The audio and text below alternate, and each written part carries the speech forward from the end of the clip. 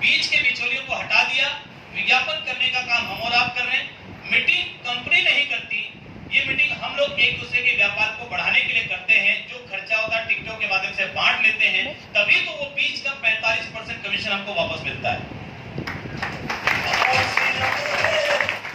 तो मैंने कहा अगर ऐसा है तब तो ठीक है, फिर तो टिकट लेना ही पड़ेगा। जब कंपनी मीटिंग नहीं कर रही है तो कोई व्यक्ति अपनी जेब से क्यों भरेगा, फिर तो टिकट लेनी पड़ेगी। तो बात ठीक है, टिकट ले लीजिए, आप लेना ही चाहिए। लेकिन अगर ऐसा है तो भी, अगर टिकट लेनी पड़ती है तो भी, मैंने हथियार नहीं डाला था अभी तक। आपको क्या लगा मैंने हथियार डाल दिया?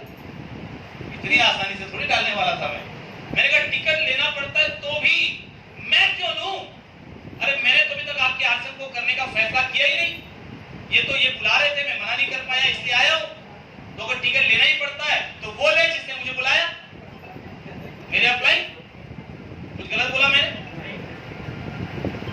कुछ गलत बोला? बिल्कुल ठीक था। मैंने बोला ना, गलत अपन बोलते भी नहीं है। लेकिन साहब मेरे जो अप्लाई थे ना पीके देवांगन जी, वो भी बड़े पहुंचे हुए आदमी थे।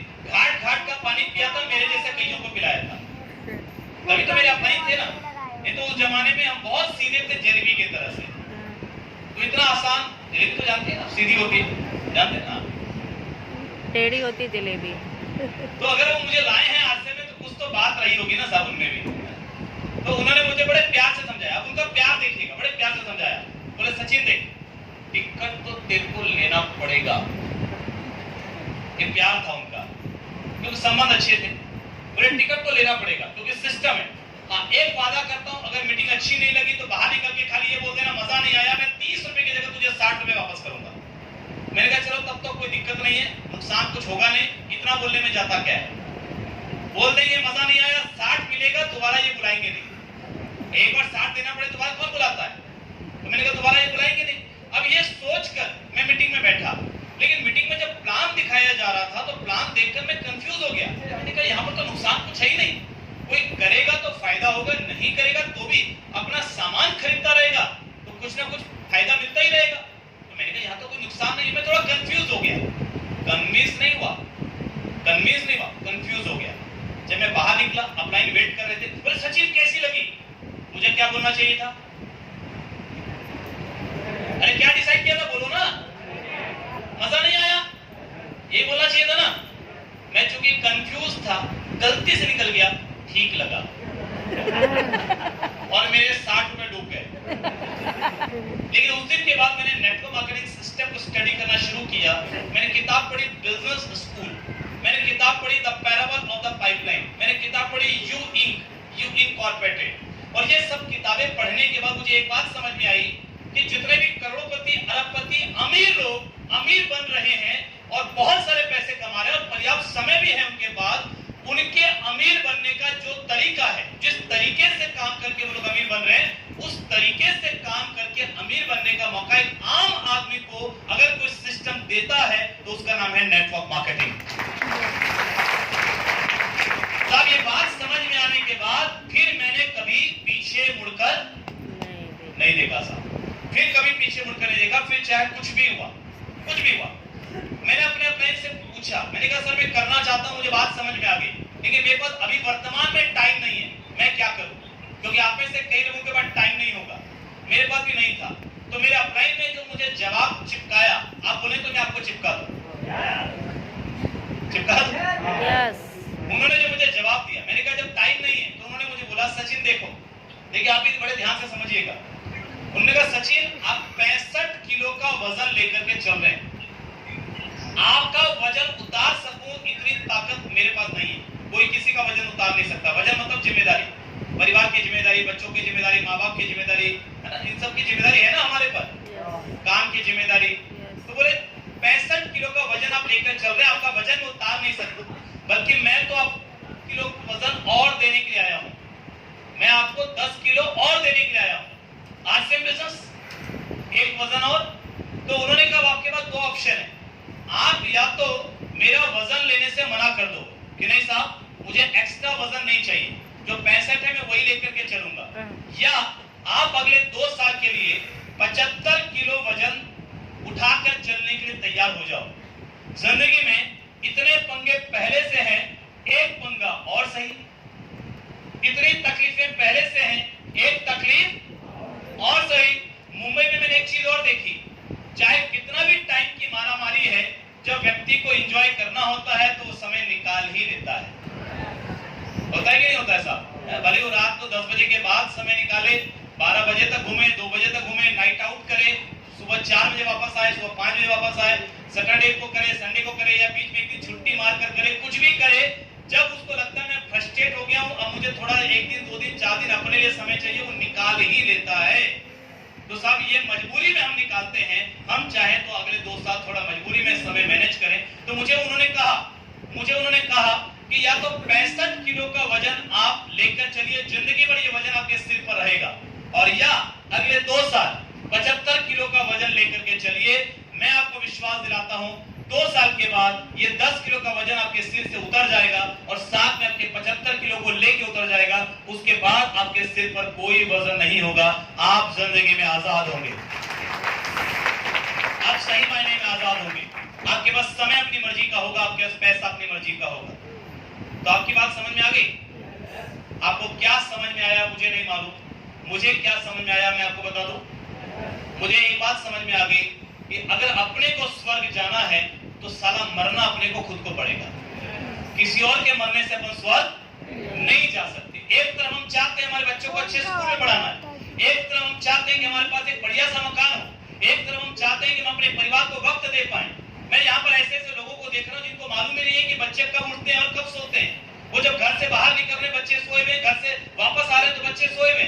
बच्चों को पढ़ते हुए वो देख ही नहीं, पड़ोसी से मालूम पड़ रहा आपके बच्चे कितने बड़े हो गए। कई लोगों को मैंने पूछा तो उनको साहब ये मतलब बात मजाक की है, लेकिन साहब इसको थोड़ा सीरियसली समझिएगा।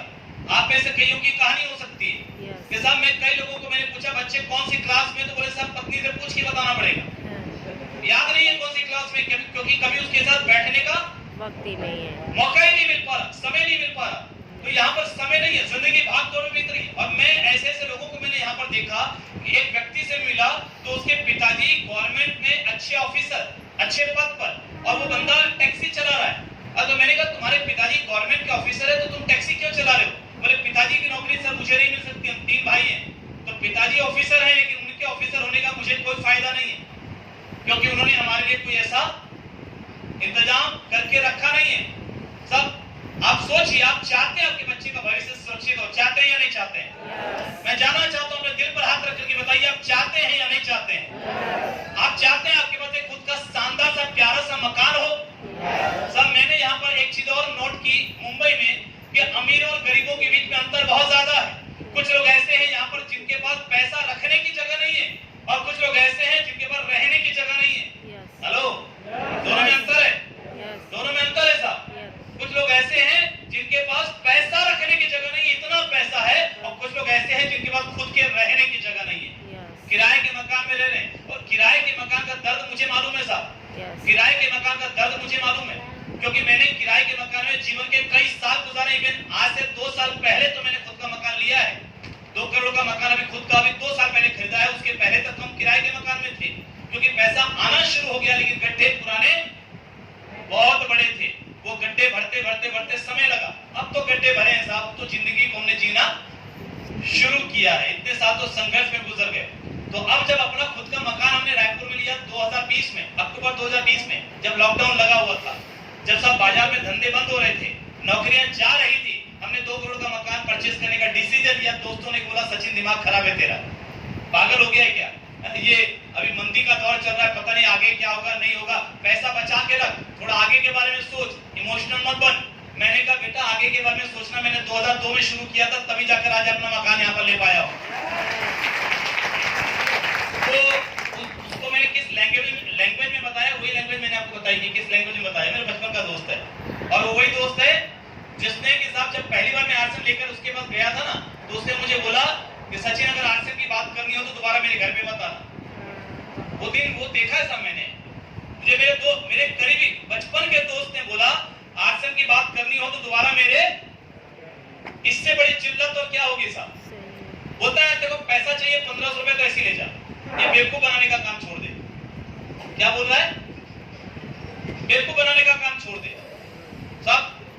कसम से मतलब आत्मा हिल गई, अंदर तक इतनी दोस्त था, हर चीज हमने साथ की, गलत सही सच्चे झूठे सारे काम साथ किए, बचपन की बहुत सारी मस्तियां होती है सब साथ में की। और आज वो बोल रहा है एक छोटे से बिजनेस के लिए, अरे नहीं करना था तो बोल देता यार टाइम नहीं है, कुछ भी बोल देता। वो क्या बोलता है, आरसीएम की बात करना हो तो दोबारा मेरे घर। जब न्यूट्रीचार्ज से आरसीएम से मुझे स्विट्जरलैंड का टूर मिला तो मुझे पहली बार एक नई चौंकाने वाली चीज मालूम पड़ी कि साहब फ्लाइट में भी वाईफाई होता है।